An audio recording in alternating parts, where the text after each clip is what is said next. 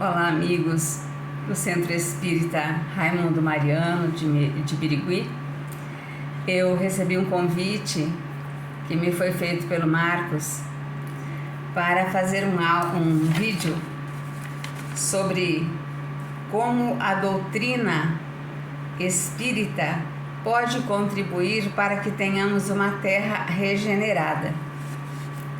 Então nós vamos buscar no Evangelho, no Evangelho segundo o Espiritismo, no capítulo 17, o título é Sede Perfeitos, e nesse capítulo nós vamos encontrar os caracteres da perfeição. E aqui nós vamos encontrar que o grau de perfeição está na razão direta da extensão do amor ao próximo. Mas eu vos digo, amai os vossos inimigos, são palavras de Jesus. Fazei bem aos que vos têm ódio e orai pelos que vos perseguem e caluniam. Sede vós perfeitos, assim como também vosso Pai Celestial é perfeito. Esse é um texto de Mateus. Mas aí a gente pode fazer uma análise tirando o espírito da letra, porque nós não podemos estudar as coisas e compreendê-las ao pé da letra. Porque sempre quando nós compreendemos ao pé da letra, nós estamos equivocados.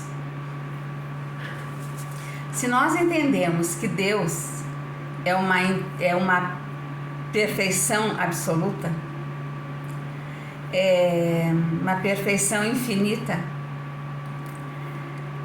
em todas as coisas, essa máxima, sede perfeitos, como o vosso Pai Celestial é perfeito, não pode caber a nós, porque nós jamais conseguiremos alcançar a perfeição de Deus. Tomado ao pé da letra, faria supor a possibilidade de alcançarmos essa perfeição, quando na verdade não conseguiremos, porque a nossa perfeição não é absoluta como a perfeição de Deus. A nossa perfeição é relativa. Existe um patamar onde nós vamos conseguir alcançar a perfeição. Devemos então entender por essas palavras a perfeição relativa a que a humanidade é suscetível, quer dizer, tem condição, tem a possibilidade, né? E que mais pode aproximá-la de Deus. Aproximá-la de Deus.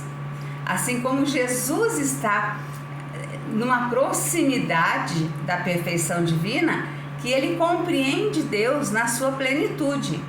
Para Jesus, não existe nenhuma dificuldade em compreender Deus e as suas leis e praticá-las. Então, nós alcançaremos essa perfeição crística, a perfeição do Cristo, mas não a perfeição de Deus. Ele é o Criador e nós somos criaturas. E a criatura não alcança o Criador. Mas em que consiste a perfeição? Isso continuando no capítulo 17. Jesus mesmo disse: amai os vossos inimigos, fazei o bem aos que vos odeiam, e orai pelos que vos perseguem e caluniam. Com isso mostra a essência da perfeição, que é a caridade, na sua mais ampla acepção. Porque a caridade, ela não é simplesmente o dar o alimento, o dar o agasalho, mas é a caridade na sua mais ampla acepção, que é usar de todas as virtudes que nós possuímos, é a prática de todas as virtudes que nós possuímos.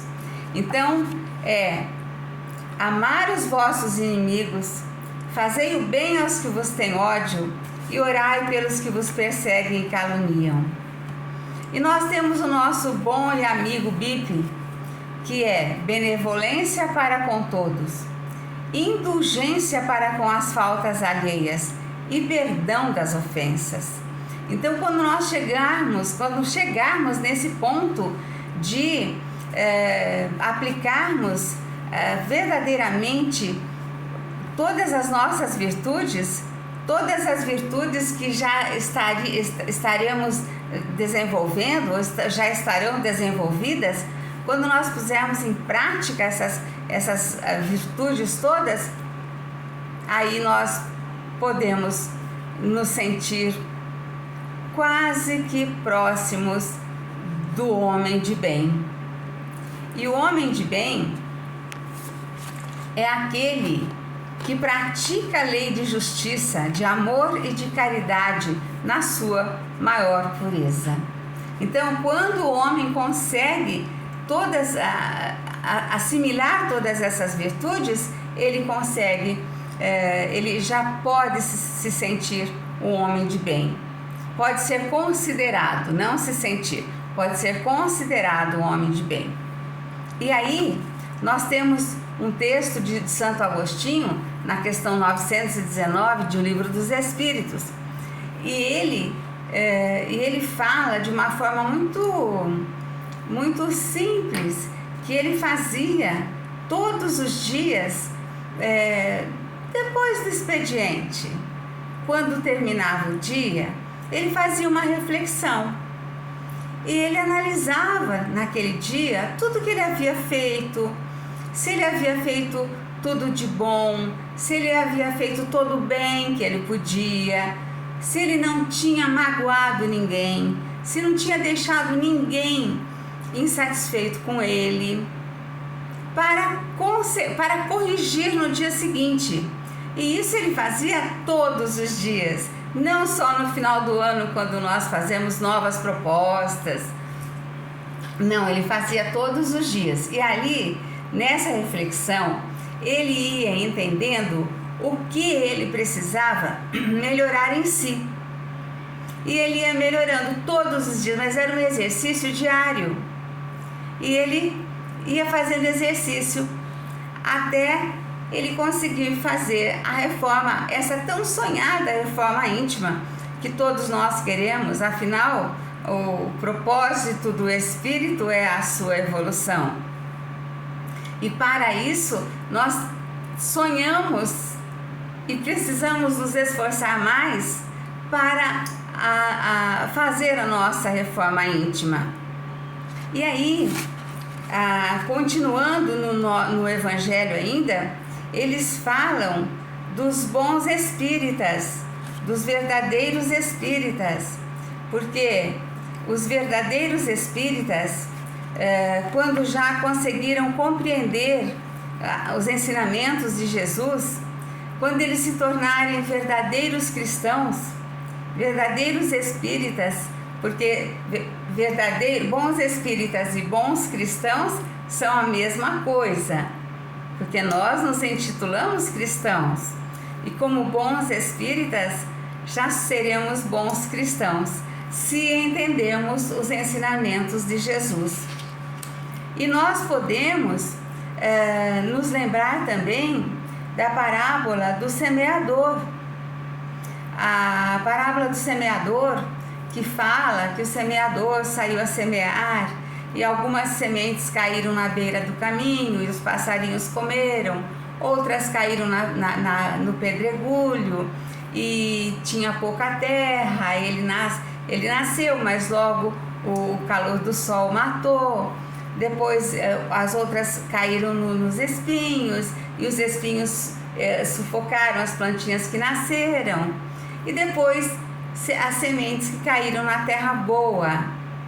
A semente que caiu na terra boa, ela germinou, ela cresceu, ela floresceu e ela frutificou. Ela deu os frutos esperados.